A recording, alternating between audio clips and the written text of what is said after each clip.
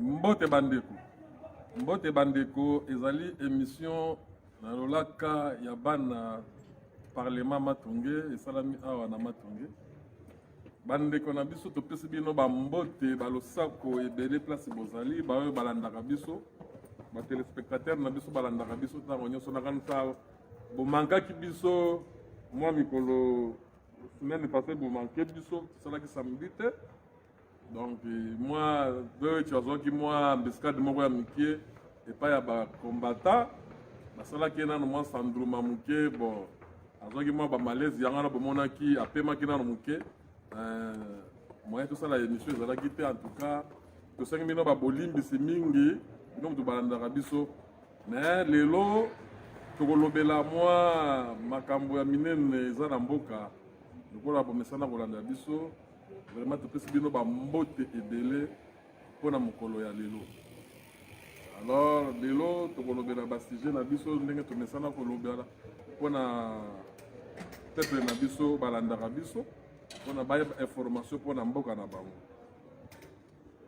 Oyo tiyo koloba nini mpona bandeko na biso balandaka biso baza kolanda biso kolobela bango ndenge nini na absence yo salaki. Merci beaucoup. Nazali Kaka, Monaki, Lumbe Nazwaki, jour président Félix Tshisekedi Azalaki Awa.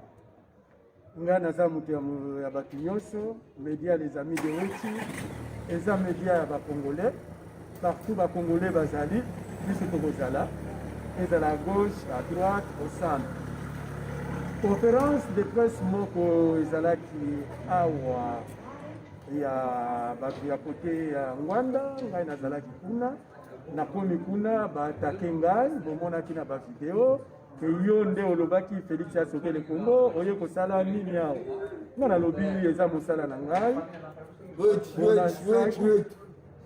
bolansaki invitation à la presse. Lorsque vous lancez invitation à la presse, donc naza invité, je dois venir. Ce qui vous sert de biloko na bino il y a parti politique,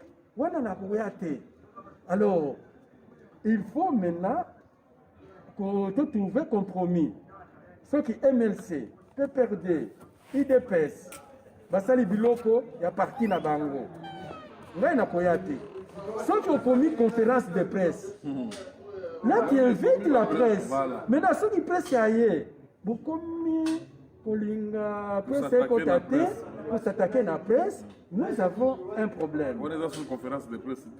Et ça conférence de presse, donc pour diviser presse. Donc yo, oza mutu ya côté boye, biso toza côté boye, koyate. Mais on est dans musala ya presse. Et puis ba osala balkanisation mentale et physique ya bat.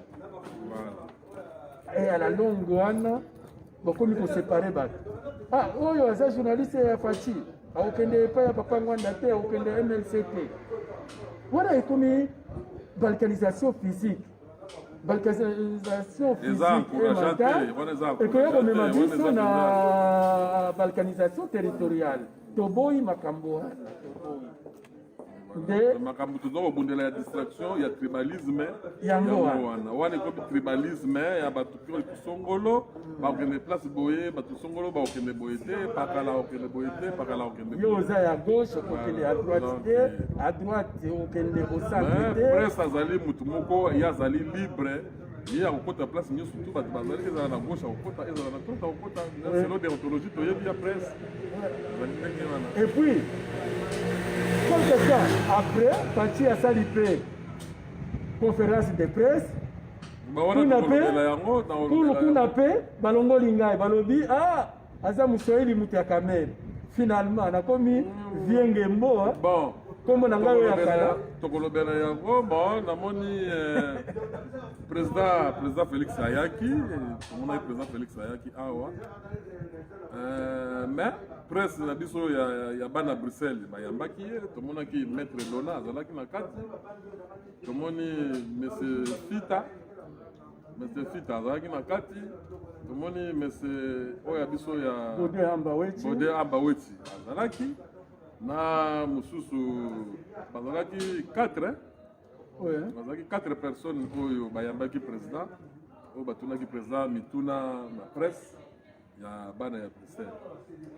Voilà, mais to comprendre te tomoni yo pe na kati wana ozalaki te ozalaki absent likambo yo ozalaki absent ezali parce que ouais tu oza journaliste ya monene yo lobaki Félix a sauvé le Congo Félix okriaki Félix a sauvé le Congo mais tomoni yo na interview ya président de la République te yo esalaki yo ndenge nini très fâché hein ngana kendeke à gauche à droite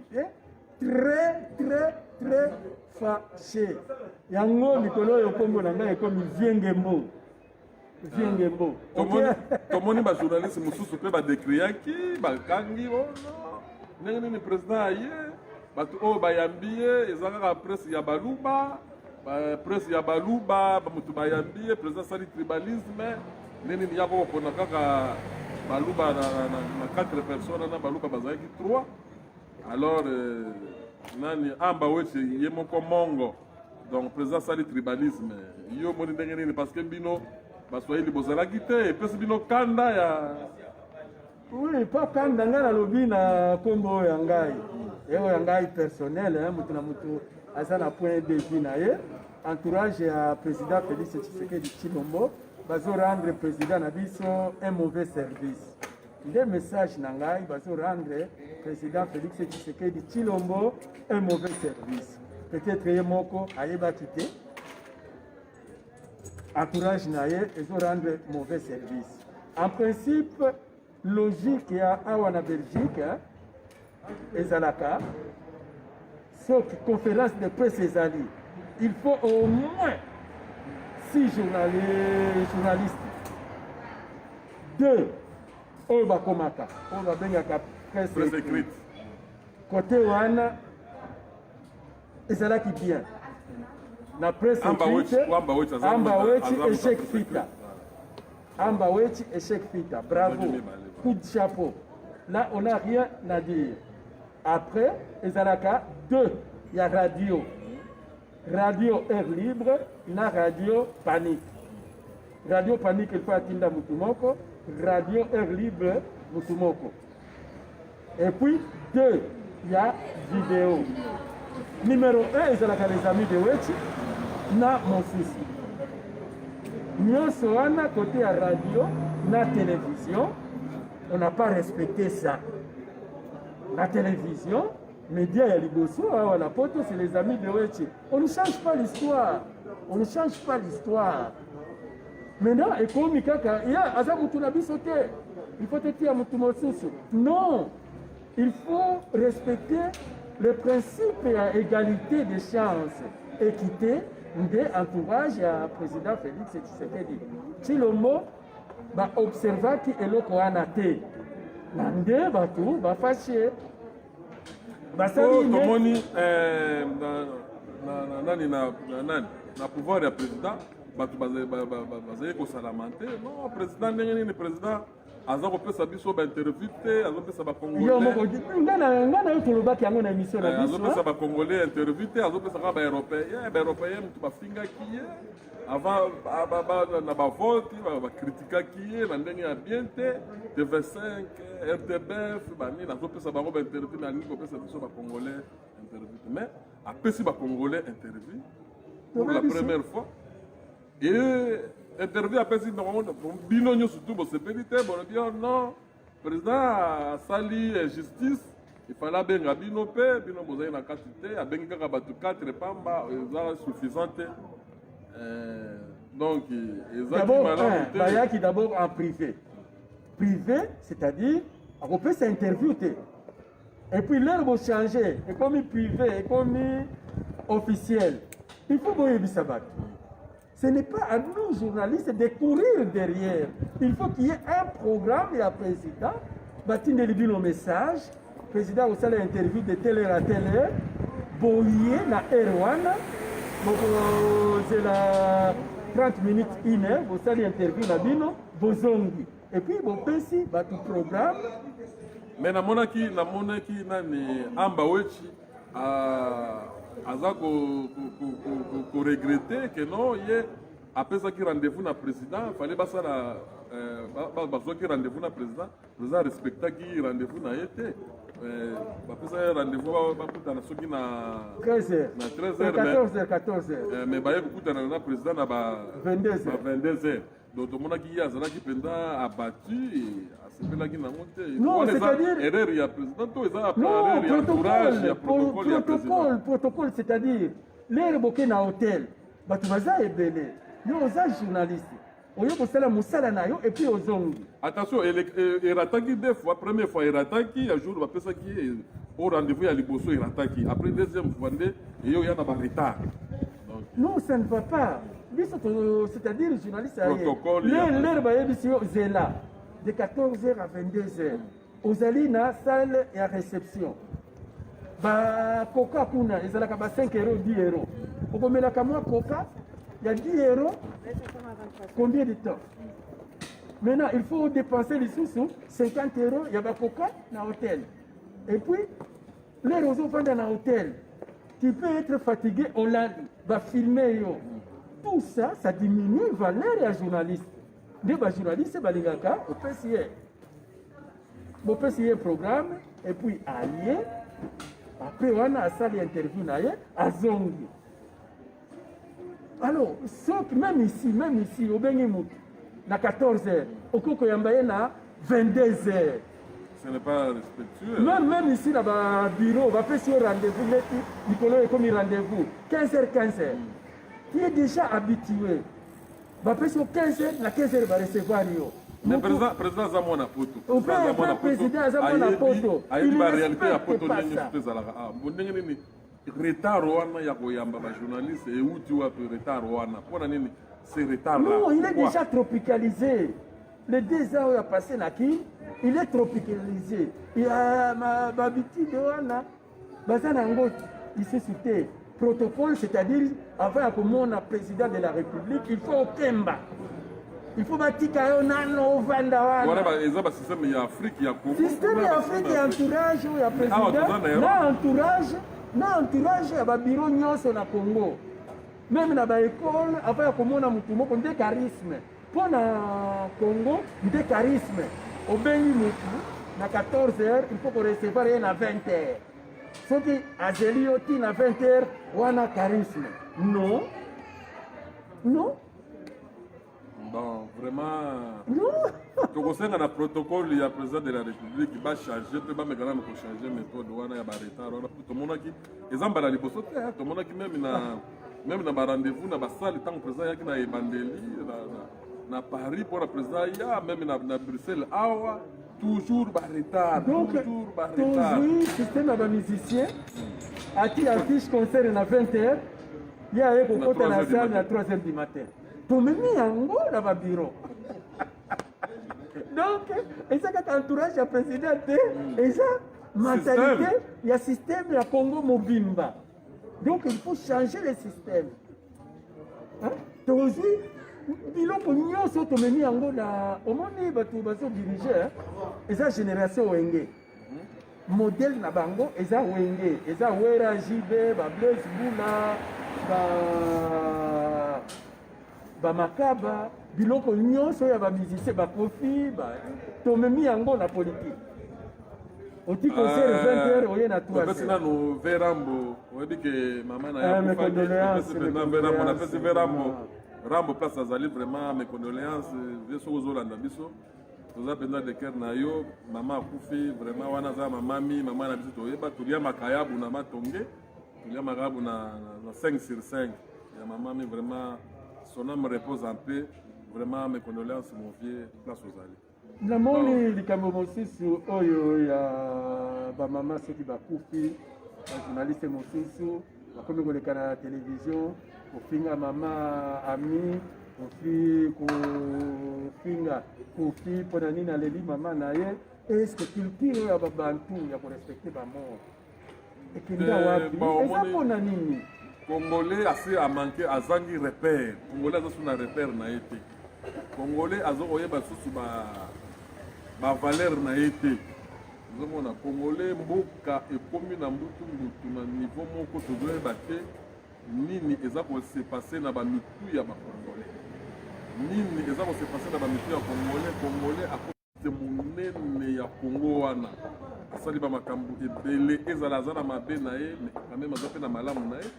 Beaucoup se rabaisser na niveau wana te ya boleka kosala ba bêtises na batelevizio toyebi te televizio ngo basalelaki bato internet yango eyelaki mpenza congolais na mpona buzoba to tozoyeba même baémission ya kozongisa barepere to bandela oui congolais aza repère te azangi repère bavaleur eza lisusu te congolais ayebi lisusu ntina nini ya mort te journaliste oye mikolo oyo awa na poto okomi kofinga mama ami asalaki ta AVC azalaki na 86 ans mpona nini bokolela eyo okotikala orphelin te moto aperdre mama na ye mama ya moninga aza mama na yo azalaka pede olala fali ipupa bon wana ezali baparlementaire kaka ya matonge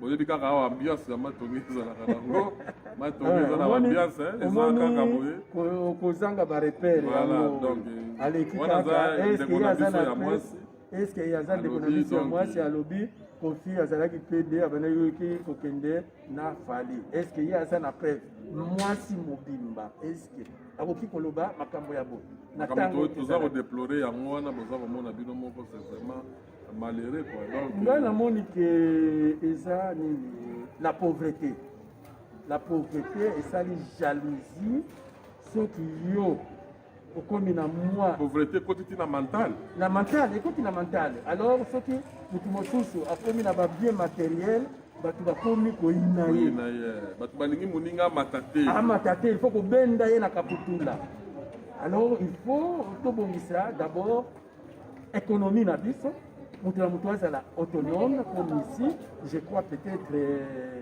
les wana tokobanda côté ya bango parce que pour le moment ventre n'a pas d'oreille n'a point d'oreille donc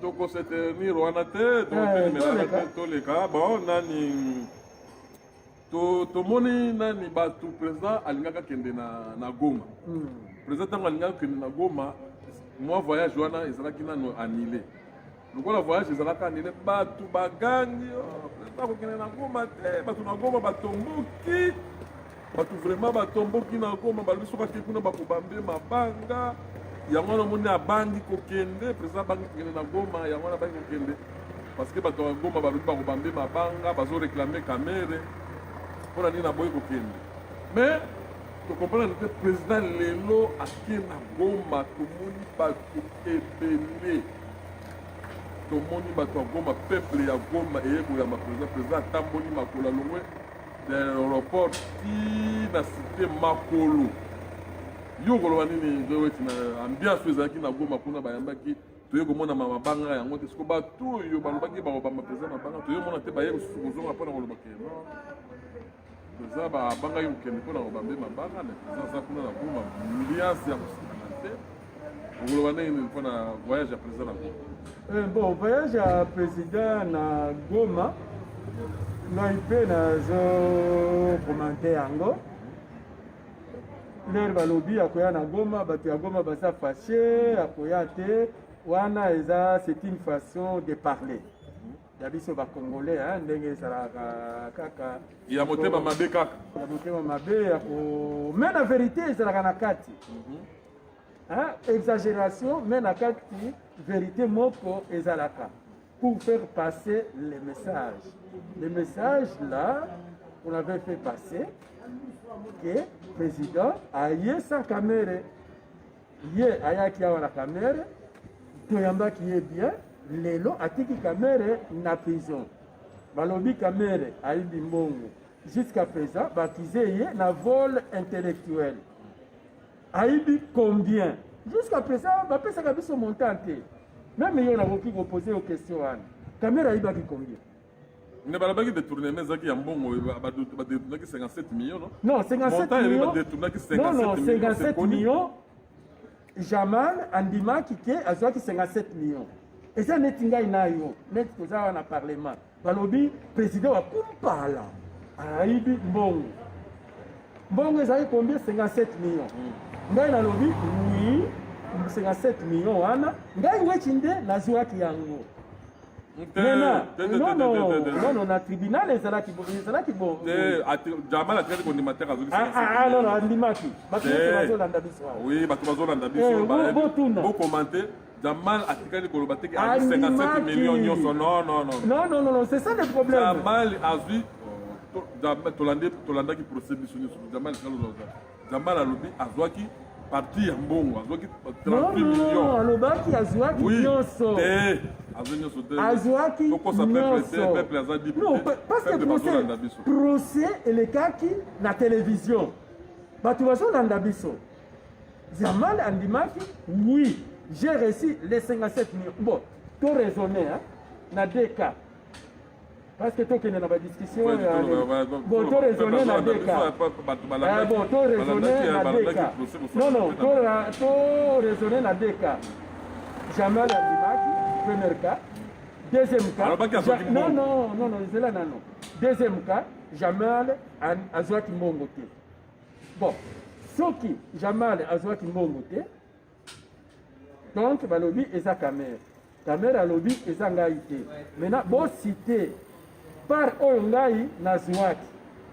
Soki ezaki 57 millions, Jamal azwaki 10 millions, etikali 47 millions.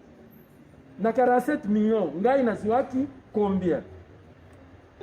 Mais yem ta koloba yem ta koyebisa bato baloba montagne azwaki te parce que yem ta détournaki mbongo yenda efa yebisa bino nde boataki ngai bino nde bokoloba bajuge ye bajuge te bajuge balobi mbongo eza détourné mbongo eza détourné ye nde azwaki bango ntango bake korepartir mbongo na bango arepartir mbongo na bajuge te arepartir mbongo na société na ye ya Samibo. Non lere bolobi même awa soki bakangi yo ayibaki 5 000 bajuge yo en fonction ya 5 000.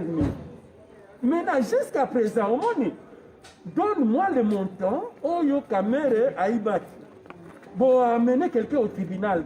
Même ici soki bamene au tribunal balobi okendeki na Deleuze oyibaki coca ayibi na baye na obligé ya muibi jusqu'à présent ayibaki mbongo. Ah non, vous pouvez passer, madame. Ici, il y a un parking, c'est quoi? Qu'est-ce qu'il faut mettre? Oui, c'est bon. Mais on fait mettre le ticket, il y a la machine là-bas. C'est là payé, quoi. C'est payant, voilà. Ils sont déjà habitués. Voilà, on a lobby. À côté qui na Deleuze, na supermarché, aïbaki coca, baye na coca. Aïbaki 5 €, baye na 5 €. Maintenant, Kamere, aïbaki combien? Bon, peut savoir son montant. Tribunal, procès et bandaki. Du début à la fin, jusqu'à présent, tu as vu montant oyo Kamere, aïbaki. Aïbaki combien? Mais oui, mais Mbongo Kamere va détournaki, Mbongo 57 millions. 57 millions va détournaki en Bangona Jamal. Jamal Sikoyo.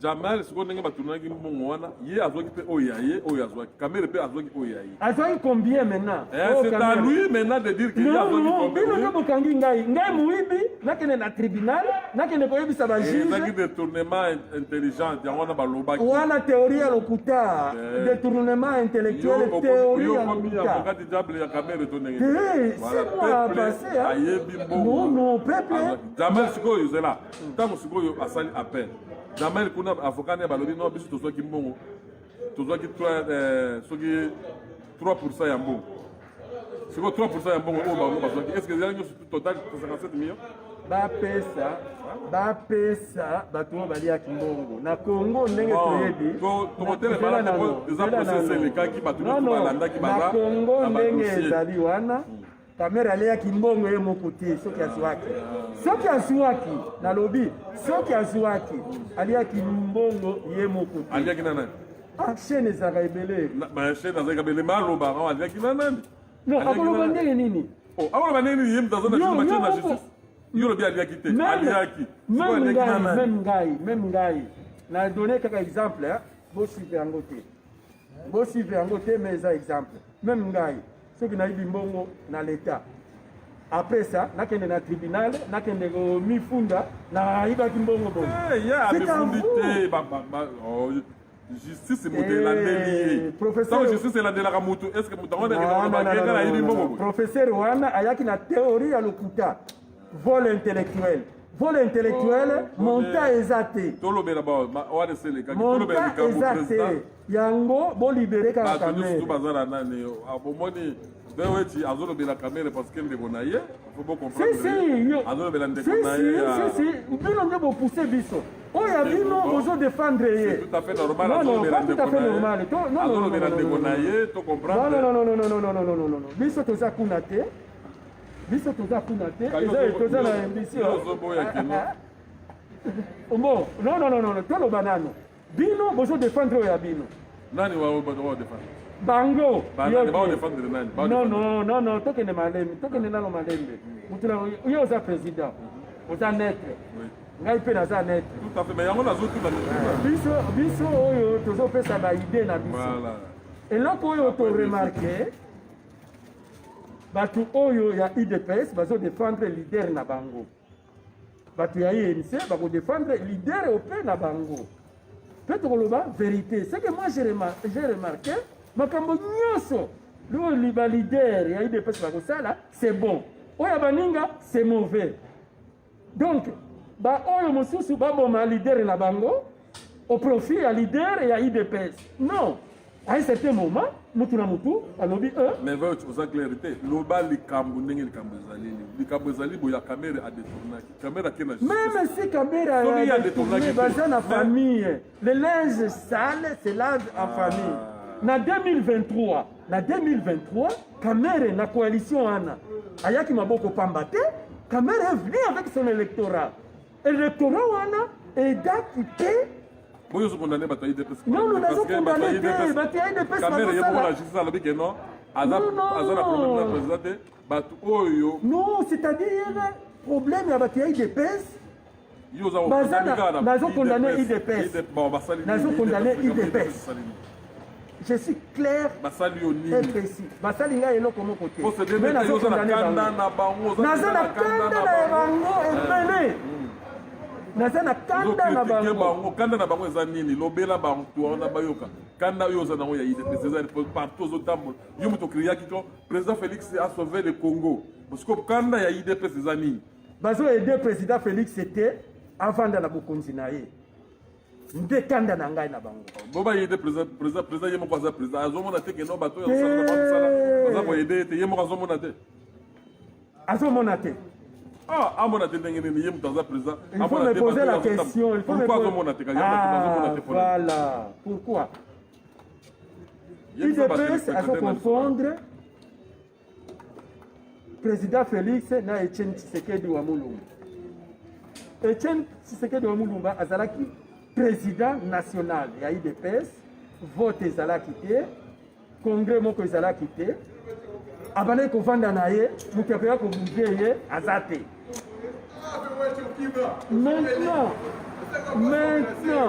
maintenant président Félix aza na mandat ya 5 ans il faut azonga na baélection zela babi de Schengen wana babi de Schengen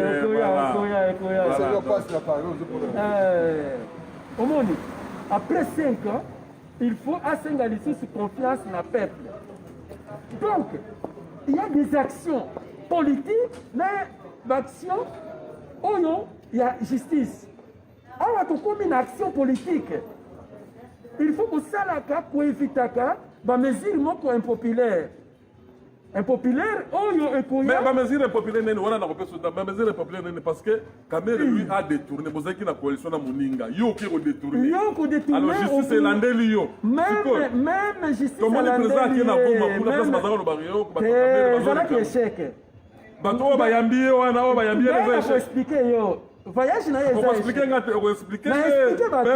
voyage ya président na Goma ezalaki échec ngai nayebi Goma bien nakoexplike bino ezalaki échec donc ezela eleka na yo mama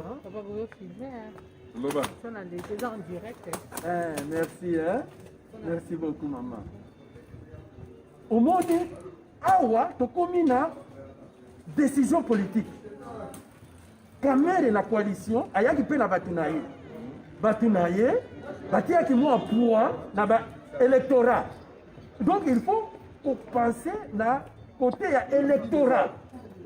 Alors na côté ya électorat IDPS azosala mabe rendre président Félix service te. Parce qu'à un certain moment, qu'on le veuille ou pas, le président aye bato oyo bazalaki na aéroport bazalaki mingi te. Ngai natiaki image le président na mama Denise azalaki Amida. Non, Amida ba image ya kala. Bato bazalaki ebele asalaki piller d'aéroport tina ville. Maintenant pied oyo asalaki ezalaki na côté aéroport avant cimetière. Bato oyo bayebi Goma. Goma et dernièrement bato oyo bauti Goma soki oye na aéroport cimetière ezali et puis école technique birere de bandi bango babandaki koyala makolo ti na stade lere bakomi avant cimetière akoti na bavoiture à quelle vitesse on dirait lere tozwaki coupe ya léopard na Rwanda kanyama ndenge bandeki koleka.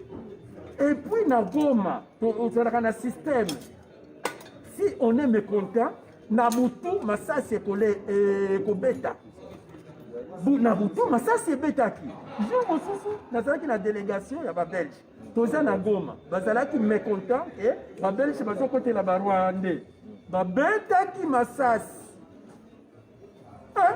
donc ndenge président akenda azalaki lobi kuna masasi ebetaki ndenge azalaki kuna et puis ndenge ezalaki kala ndenge ezalaki kala soki Mobutu akomi na Goma meeting ezalaka est-ce que il peut faire le meeting soki asali meeting bakobeta ye te il peut faire le meeting mais na kati ya meeting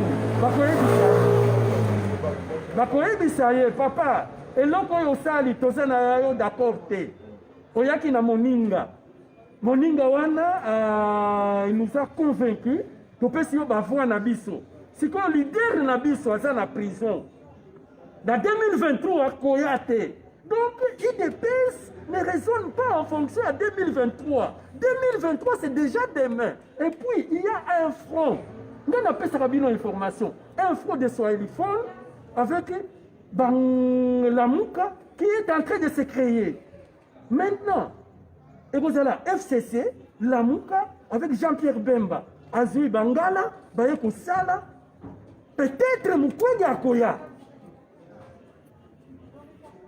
Et il ne faut pas oublier que et pas un abysse tout ça tribaliste était mais le vote est ethnique. Alors il faut que vous ayez la batunayo dans chaque coin. De Mobutu, force à Mobutu ezalaki wana. Alors, ça, IDPS ne fait pas ça. Oui, on n'aide pas président Félix. Président Félix et la élection risque de se... Comme on est peu polémique, moi, je suis là, attends, président Yakina Bruxelles. Oui. Polémique, c'est là, une interview, où va s'en aller, bon, à l'objet que non, à l'objet que y est, exemple, normalité, moutou, à ça, la deux mandats. Na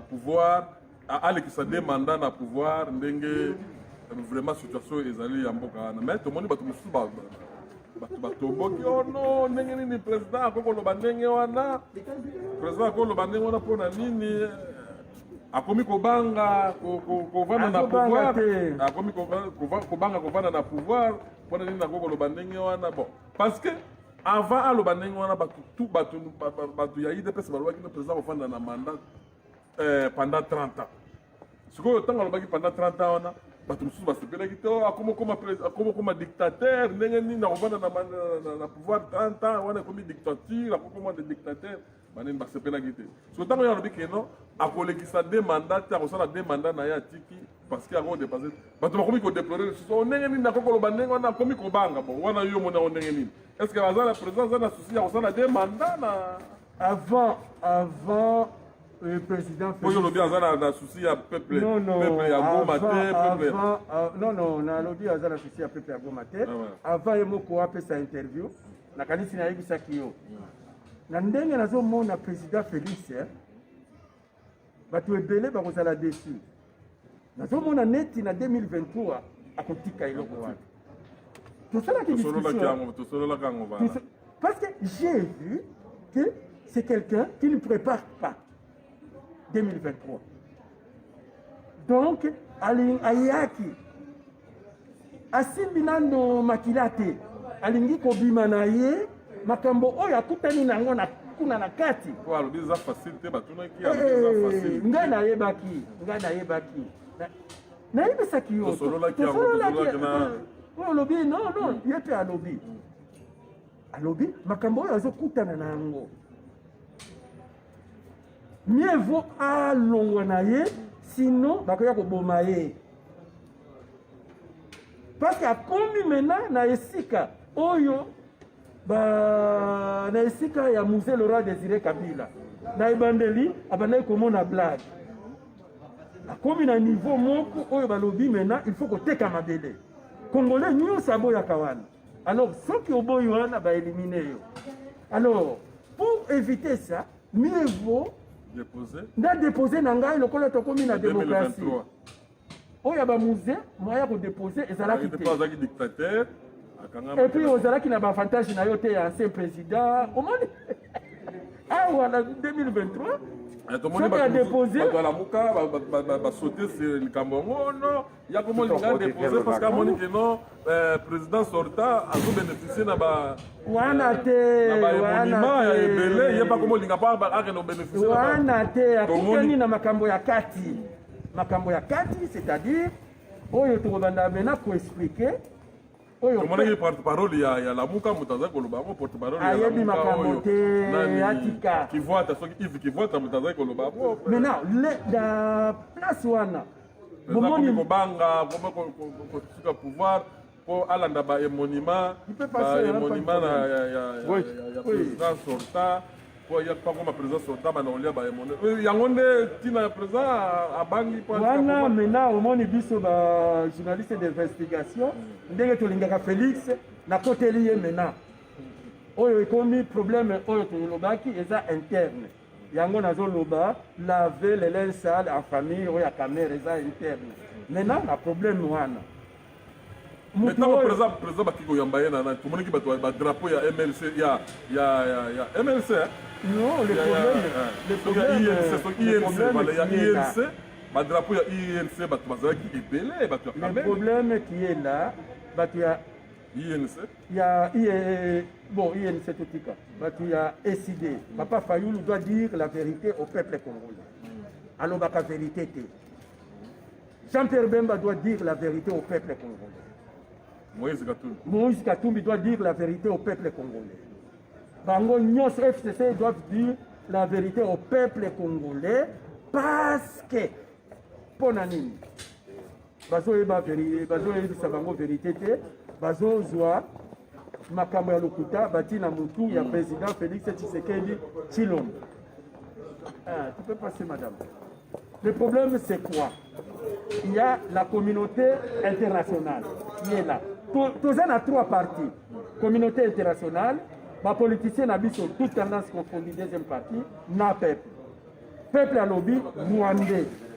Zoua yeti en envio azonga na Rwanda. Mabele n'habite au Togo.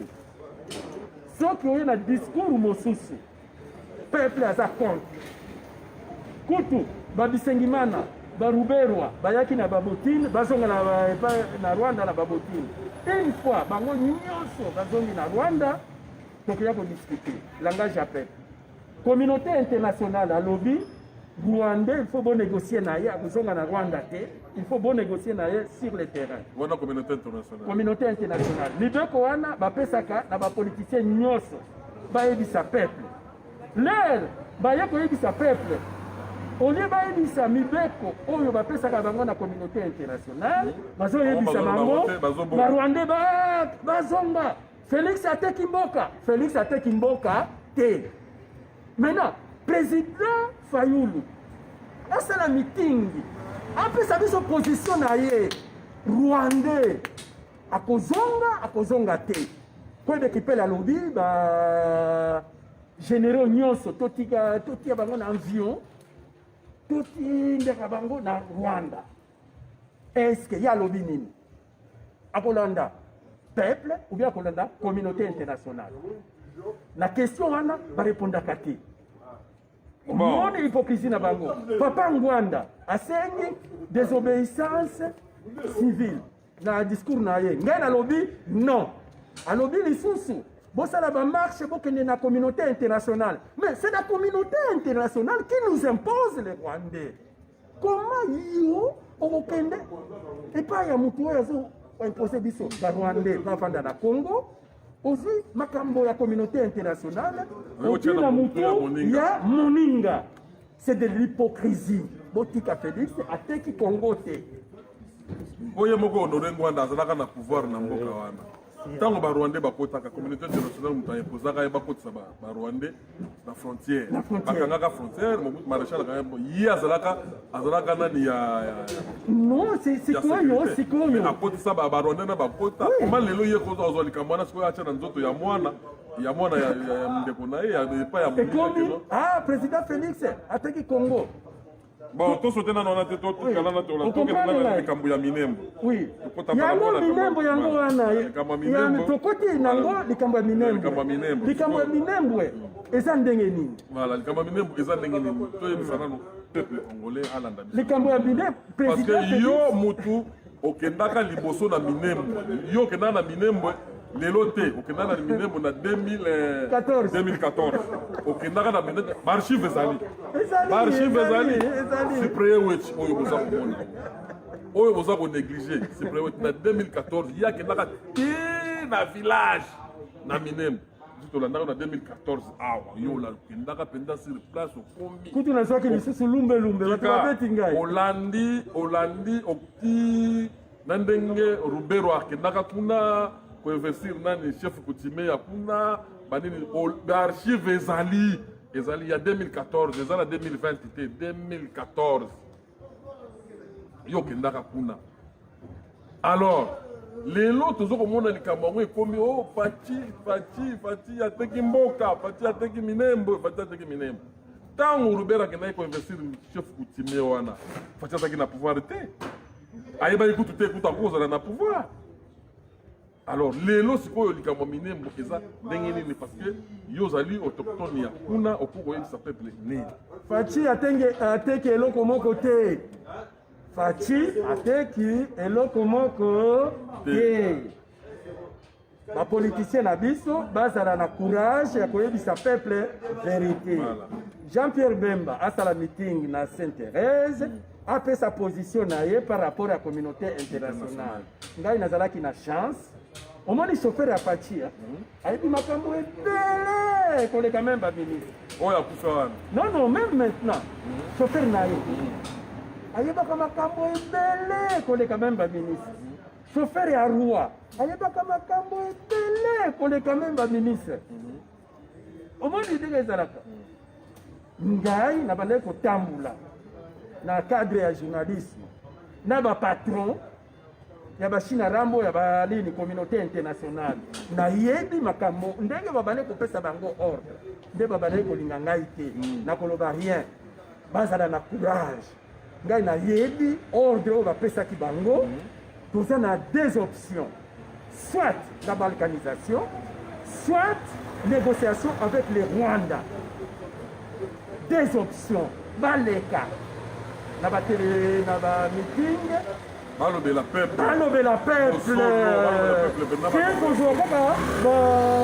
salite babambela kaka Félix lokola bazobambela ngai basalite na Cyprien Wech. Donc Félix ateki Congo te soki naza akotekaka mpe yango mpe te akokufa. Il faut tout protéger ye Congolais nyonso même lelo papa Fayulu a remplacé président Félix akokoma place wana makila ki Congolais koya akoteka Congo te akokima président Félix abandi kokima mboka wana depuis Mobutu ezalaka kaka zone rouge. Depuis Mobutu akufa ezalaka zone rouge ezalaka c'était c'est connu. Lelo honoré Ngwanda na yebite papa soka zokosa pe bato soka pazo loba vérité. Non, azoloba vérité te. Mutu pe zo sala eza NT. C'est-à-dire le fait de rester ici, pour ça la moi babez, ba biloko boye batu balanda yo, mais vous rendez un mauvais service. désobéissance civile. Donc, aza na vérité na motema nde mazolinga koloba yango te ye moko nde azoloba te ozotinda biso na motu oyo azotia songisongi. Ah, bosala bamarche bokende na communauté internationale, mais communauté internationale alobi bonégocier na Rwanda bopesa bango nationalité. Mais na deuxième étape ya Minembwe ekozala nini? Bomondaki nde chef coutumier moko oyo ya Lubero ndeko ya Luberwa baza ba chef coutumier ebele bazosenga bazala reconnu comme ba chef coutumier ya Congo mobimba. Soki ba réunion ba chef coutumier ezalaka na Congo bazaka 4000 na bango banda participer. Oh, chez nous, qui dit chef coutumier dit mabele. Si vous reconnaissez bango, donc vous pèsez bango ma mabele. Est-ce que tu peux bango mabele ou bien tu peux bango mabele? Des problèmes maintenant. Voilà, la réalité pas fait toujours bani. Ba kopesa ba mabele nationalité, to ba kopesa bango mabele comme ya bango non, on comprend été. Au moins il est chef coutumier, grand frère à Lubero. Maintenant, ceux qui va reconnaître comme chef coutumier congolais. Donc mabele wana. Non, place où yazali. Mabele wana est comme ailleurs. Parce que chez nous, un chef coutumier, c'est que caractérise par mabele. On n'a jamais vu un chef coutumier sans mabele. Est-ce que beaucoup qui ont créé chef coutumier sans mabele? Il y a un exemple, il y a Congo, ça va y a Moulenge, 100%. Un chef coutumier, un chef coutumier sans mabele. Azalaka. Mais mabele c'est la mabele ça y a l'état, mabele ça chef coutumier, mabele ça la l'état. Non, c'est un espace naïe. Mais espace yo bâti avant ya kosomba espace wana, il faut autorisation à chef coutumier. Ce que vous bakate. Bah oui, même autorisation mais l'état l'État a géré, c'est-à-dire par exemple ton chef coutumier. L'État gère non, l'État gère. Mais à chef coutumier, il y a bâtiment sauté. À chef coutumier, il y a clan moko boye ou bien plusieurs clans. Mais est-ce que ma bango mabele bazo ko senga wana non, tu ne comprends pas d'abord. Il faut expliquer ma peuple parce que non, confusion est na kati ya peuple. Confusion est na kati ya peuple. Voilà. To bandanano na principe oyo ezalaka. Principe ya Congo. Saba ya Mulenge. To raisonner saba ya Mulenge. Congolais nyonso aza na chef coutumier na ye. Po Banyamulenge zangomba, Banyamulenge Totikana no Rwanda. To raisonner en fonction ya biso moko ba Congolais. D'accord? Congolais nyonso 100% azaka na chef coutumier na ye. Toujours chef coutumier azalaka. Maintenant, chef coutumier azalaka na espace na ye oyo a dirigeant. Mabele wana ndo na lobby ezalaka ya chef coutumier espace oyo a dirigeaka. Soki na lobby chef coutumier azalaka na mabele na ye, c'est-à-dire espace oyo a dirigeaka. On comprend? Neti kamunya sample oyo babomaki kamwena sample oyo babomaki ye ba remplacer ye na ndeko na ye aza na espace na ye. Soki akei côté mosusu akutani na chef coutumier mosusu akopesa ordre te. C'est dans ce sens que ngai nazoloba. Maintenant, soki to reconnaître bango, donc to reconnaître to pesi bango espace ya ko diriger. Lero pesi espace ya ko diriger. Espace na ye. Soki olingi ko somba mabele na espace wana, il faut que tu aies autorisation na ye. Alors, si tu reconnais bango, donc, tu peux faire bango espace. À la longue, plusieurs années, et beaucoup maneti ya bango. Donc, ce que l'heure comme ya bango, et comme ce que espace wana comme ya Rwanda. Non. Et comme ya Rwanda, non. Ezali kaka ya Congo. Maintenant, ezali kaka ya Congo. Mais non, parce que non, ceux qui va passer bango espace wana à la longue et comme à Rwanda parce que va pour annexer na Rwanda ndenge bato bazango Rwanda te, c'est-à-dire na biso yo zona ndenge te papa nazo comprendre le raisonnement ya bato. Après ça, bakoki koloba kosenga autodétermination eza na droit international. Bakoma pays à part. Bakoma pays à part. L'air ça va le comme... danger, c'est ça le Oui, danger. c'est ça le danger. L'air Voilà, va comme c'est ça pays le à part. Ton peuple a Non, raison, il y a non, revendiqué, il y a oui, l'air va comme pays à part. Baza na droit les sous bazu décision. Tout ça les jonctions à Rwanda. Donc ils ont une étape. Ah, donc bazana bango banyarwanda bazana na mentalité moko maléfique ya kino ya la longue baya koboto la mboka koma ya bango yango bato bazona Non, Félix ateki mboka ateki mboka te. bazana ba agenda caché za na kati kuna ba agenda caché eza na kati communauté internationale ayebisaki ba politicien na biso Jean-Pierre Bemba ayebi Papa Kayunga ayebi Moïse ayebi bango China Rambo ayebi Muzito ayebi Minako ayebi bayebi. Le vrai problème qui est là, la Belgique, l'Allemagne et l'Angleterre bayebisaki bango ke Rutshuru Masisi Goma ezalaki ya Rwanda topesaki bino. Alors, bon négocier, bon ça la circulation des biens et des personnes, comme ça chaque pays garde intégrité territoriale. Courage wana, ma politicien, bazo yebisa peuple te. Soki baye na peuple, bayebisi peuple rwandais il faut azonga. Soki bakomi epai ya bamindele basigné. Donc, na gouvernement Kabila basignaki biloko ebele. L'air akoya ko exécuter bakimi. Maintenant Félix aye, communauté internationale alobi maintenant bosignaki, c'est la continuité de l'État exécuté. Nde Félix aboyi ko exécuter. Nde azolinga na ye akende. Le vrai problème maintenant, il faut dire la vérité au peuple congolais. Chaque leader politique doit dire la vérité à la communauté internationale. Et puis, de ne plus aller vers la communauté internationale, comme papa Ngwanda a dit si Batouba Kende, la communauté internationale. Non, c'est la communauté internationale qui a dit à nos autorités. Papa Ngwanda a dit, peuple, il faut téléma. Peuple, il faut téléma. Pour ma belle naïe, na Congo, na Congo. Peuple, il faut téléma. À défendre les mots naïe. Parce que batona bazana mentalité ya mabe, bazana qualité ya mabe. Parce que Félix, non, parce que Félix a tekimboka. Téléma contre le Rwandais, contre Félix, Félix a tekimboka. Félix a yé pour confirmer occupation. Félix a passé passage dans l'occupation pour les Rwandais besoin mabélé. Et là j'ai dit non. On veut comprendre. Et puis l'air la zone au baboye. Ah, vous voyez, il y a un caméléon. Ah ouais, à côté du caméléon. Parce que vérité, aux autres, vérité. La vérité, parce que Ngaï n'a pas la chance. Pour yo yeli minembo wana koleka bango nyonso na bien yo kenda oyeli ba village tout nyonso ndenge ezali. Est-ce que boyebi ke na minembo wana baza na université déjà ba professeur bautaka pays nini ya mindele baya kopesa fu. Est-ce que boyebi yango na koloba parce que bino moko bokende kosala enquête na bino enquête oyo na lobi na bino Félix ateki mboka te. Félix a eu beaucoup de makambo. Oyo abandaki bokanela yango te. Voilà le vrai problème.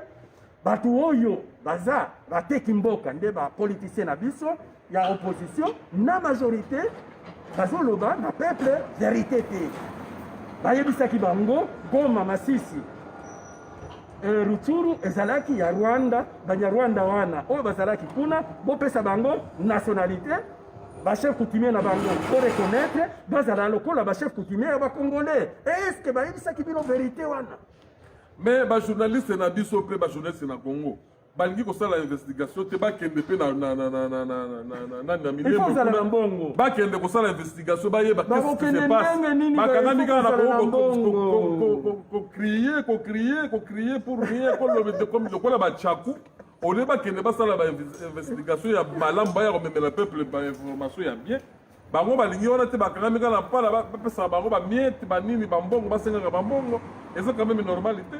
Eza lokola yo président Félix Houphouët Boigny yo apeso ba moyen ya kosopa yo muto yebi mboka wana okenda kuna na 2014 yikuta yeba kitako za la président kutu moto aza na baverité ya mboka wana yo ye moko na bato ya idps awa babana koloba yo oza kolabo oke kosala boye oke kosala publicité or ye azokotambola na bajournaliste oyo bayebi kutu eloko moko kutu te bajournaliste wana azotambola tozoyeba te sikoyo bazosalele bacampagne ya mabe bazosalele bacampagne ya sans le savoir ateki mboka te au contraire aza na chance akoteka mboka te aza na chance akotekaka mpe mboka wana te mpe il faut nde boyeba akomi na niveau oyo soki alobi non baye koboma ye donc pression ekomi makasi kabila bande kosala nde nini lere baye na gouvernement na bango bosinye neti ya minembo basinye oyo ya bagoma basinye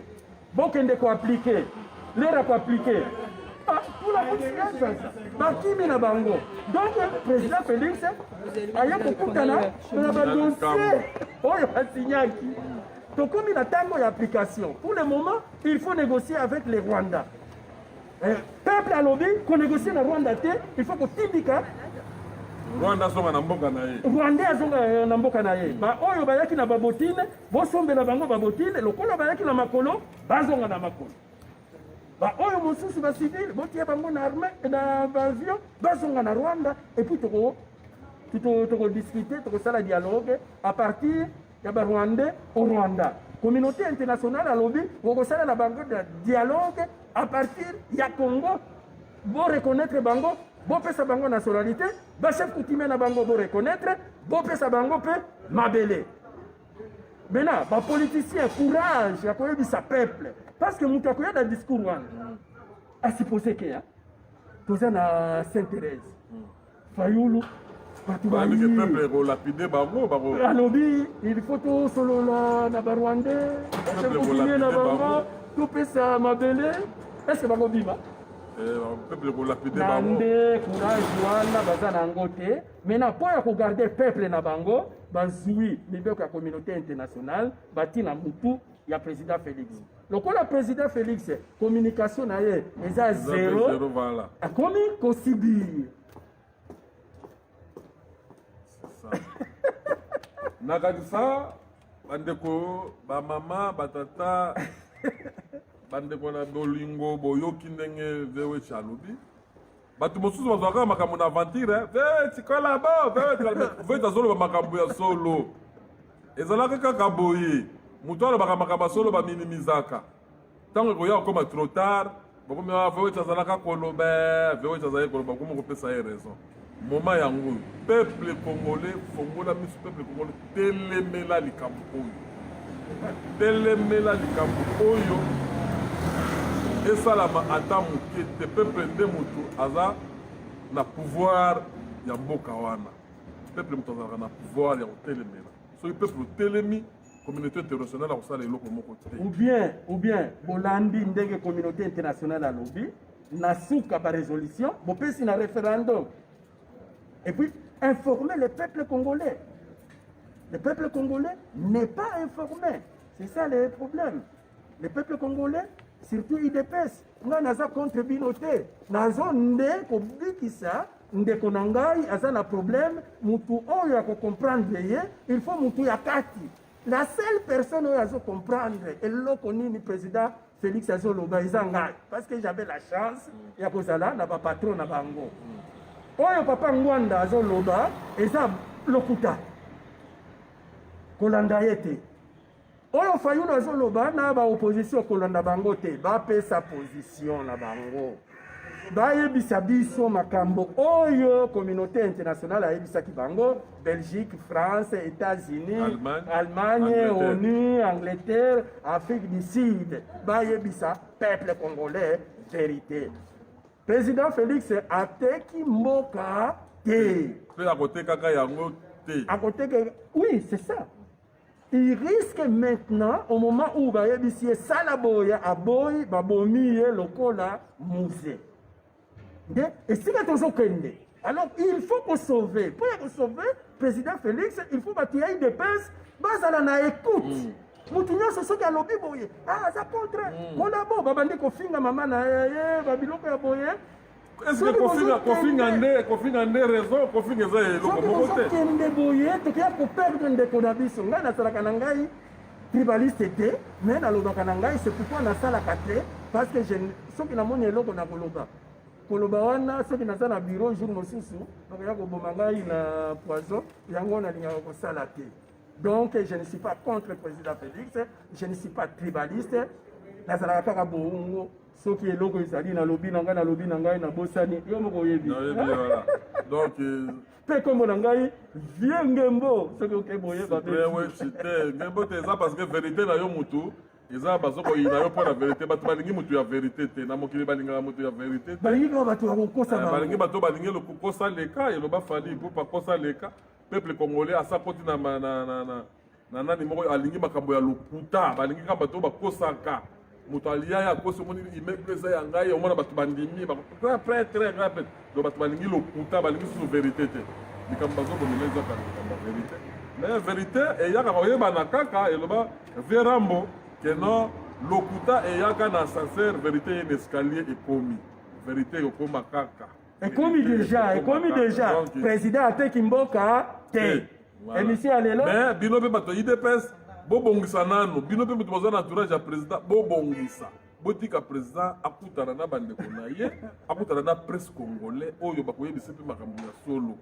président aza mpona bacongolais nyonso bafinga ye te aza président ya bato nyonso aza président ya ekolo te aza président ya bato nyonso bopesa espace mpe na bato nyonso botika babiloko wana ya kosalaka tribalisme omoni bato baza koloba ayambi balumba misatu ayambi mkongo mongo moko bato susu akwaki na libanda président mairie wana bakotia nde maire tokoki kozwa oyo banome wana banyamulenge totindi ye na kananga oyo akananga ake na minembwe administration mobimba tochange bato nyonso balkanisation ekoya on a cette possibilité voilà topesi bino mairie il n'y a pas de problème d'ailleurs eza 10 km ekoti kaka 10 km na fils bapesi mairie maintenant maire oyo bavote wana tomite ye totindi ye na Kindu Manyema oyo ya Matadi toye na Minembwe agent na ye ya Bandundu aye na Minembwe problème ekozala wapi il faut kovanda koluka stratégie po ya kodejouer complot ya mundele bino kozwa stratégie na kofinga président Félix. Non, ce n'est pas bien, ce n'est pas parce que babengaki ngai na conférence de presse na ye te nde na koloba vérité ngai mpo na vérité na koloba injustice nalingaka yango te soki oza ndeko na ngai koboya convoqué conférence de presse koboya bapresse mosusu baya wana eza su conférence de presse te ekomi oui malgré ke bamosusu bakoloba mpo na nini nakokotela ye ayaki awa babengaki ngai te naza kuna te nazaka na ene wana te mboka ndeko na yo azalaka ndeko na yo soki babengi yo te oyebisi ngai je suis très fâché il fallait kobenga ngai prochainement kobenga ngai esili et puis vous arrangez vous avancez maintenant soki ndeko na yo akomi na danger quelque part oavertir ye lero baavertir yo mpe il faut koyokaka ce n'est pas grave mbere oyo ya manyamulenge bozwa ye botinda ye na Matadi oyo ya Matadi boye naye oyo ya Kabeya Kamwanga adjoint administrateur boke kozwa ye soki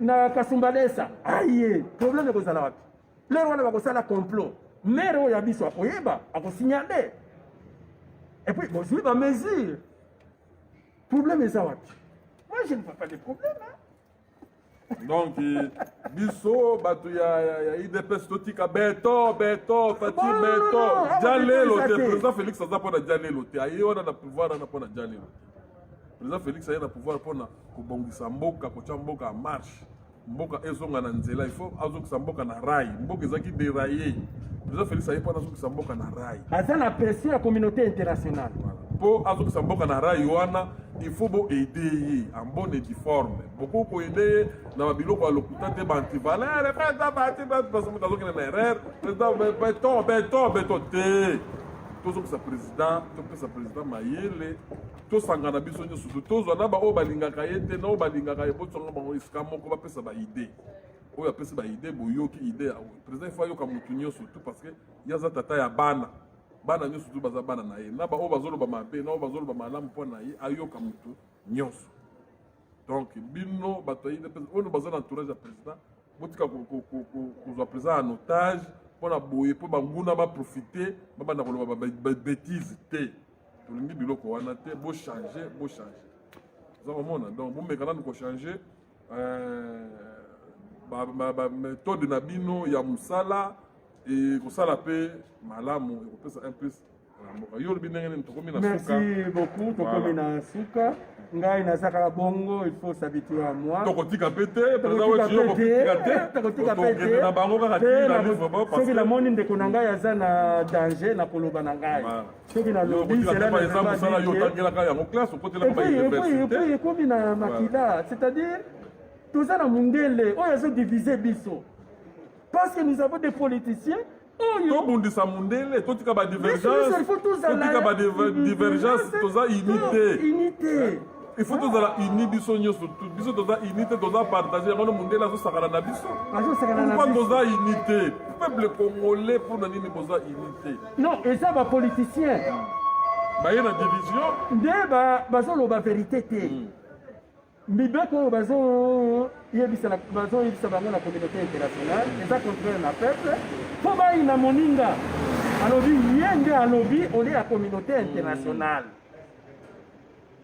Maintenant baza na courage, maintenant ba opposer peuple na mutu wana. Ba opposer ki peuple na mutu wana na kotanga kombo na yete na boye na ngai. Ba ko opposer peuple na Félix. Alors qu'il fallait opposer peuple na communauté internationale, bango biso nyonso ensemble, tolandi communauté internationale, et puis toyeko tuna peuple. Et puis peuple azala informé. Sauf que peuple aza informé, peut-être makambo oyo ekoleka nango. Peuple n'est pas informé. Peuple aza informé dans le kuta que Félix ateki mboka. Félix alobi to négocier na Banyarwanda. Félix alobi bon pe sa nationalité na Banyarwanda. Or maloba wana eza ya Félix c'était eza ya communauté internationale après ça qui ba politicien na biso nyonso ba expliquer peuple.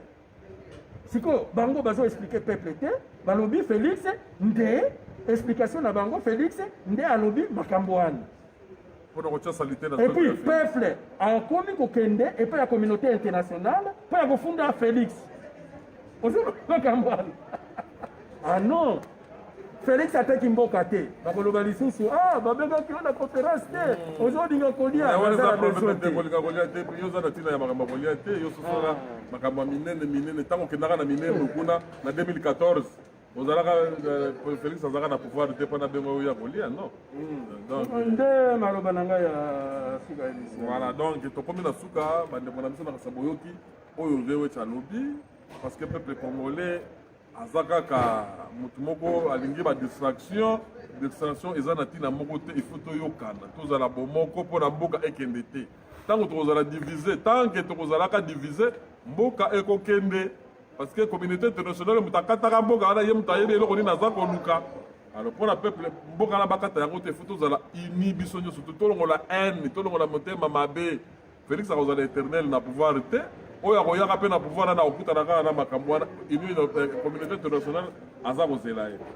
Bon nakobwaka bato na ngai bamesala kobwaka bon président Watanabe héritier Watanabe Motena Tembe Gogan toza kozela kaka mi-age mi-démon tokobetela yango kaka sete mi-age mi-démon toza kozela kaka Patou Soda pasteur Patou Soda place alali soda ya poto pasteur Patou Soda ye mpo nasambelaka biso ti tozozwala bandani omona balosambo na ye soki bandeko bolingi losambo bokende epai ya Patou Soda bokomona mpenza losambo ya solosolo Makison le grand judoka place ozali topesa ye bambote mate zolo topesa ye bambote ezali ebele napesi ndeko na nga leki na nga ye azalaka na Allemagne bebe peti soki lelo bomonaka bolingi bokota mpenza na bilamba ya solosolo na Allemagne